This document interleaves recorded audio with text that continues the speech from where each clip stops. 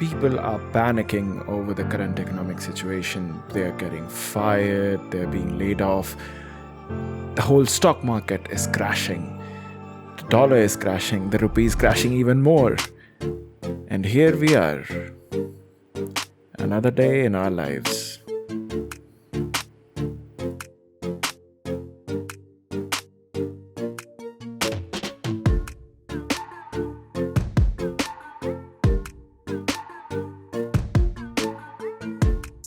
Welcome to the first episode of Faster Synapse.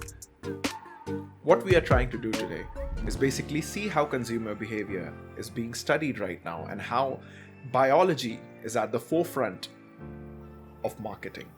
So in other words, you don't only think you like the wine more when it's more expensive, you feel you like the wine more when it's more expensive because the brain region that is involved in that is telling you. The people who tasted the costlier wine thought it was better, and the same people, when given the cheap wine, thought it was a little worse.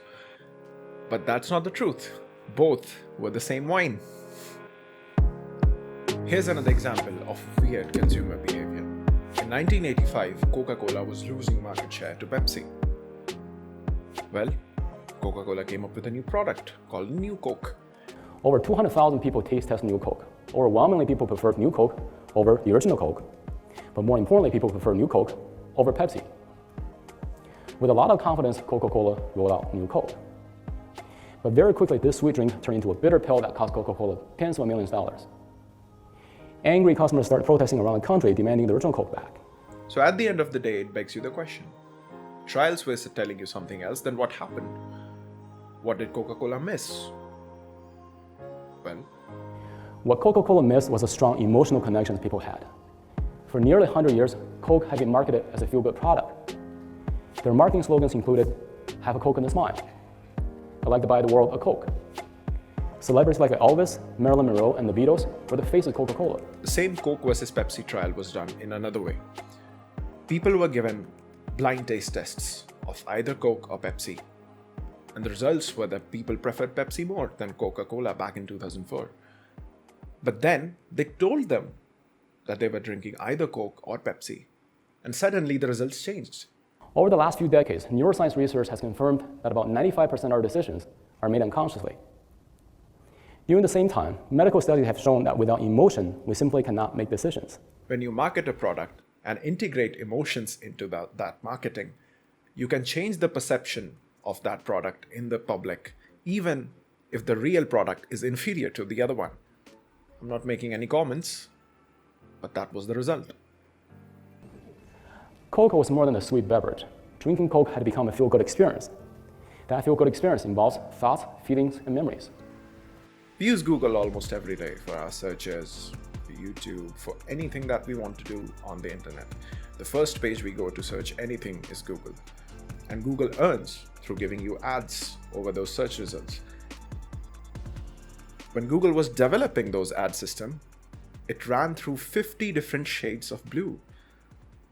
And one of them made the revenues grow. And the blue that you see there on the site is one of the 50.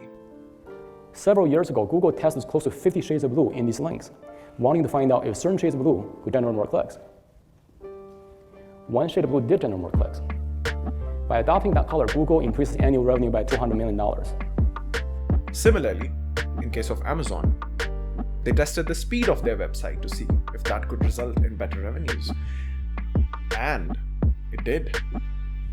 Next, I'd like to share with you how a slight and notable speed improvement by Amazon increased the sales by over $1.7 billion. If the Amazon's website became just 1/10 of the second faster, it increased its sales by $1.7 billion. See, these certain things are so subtle that our conscious mind cannot even think about it. But subconsciously, we do. Would we notice if something runs 1/10 of a second faster? Well, you'd probably say no. But subconsciously, it feels like that. I think when it comes to Apple versus all the Android phones out there, it's the same thing. Apple doesn't innovate marginally out of proportion. It does, but so does the Android counterparts. But Apple still sells well. It's because it has a reputation, it has built that emotional connection.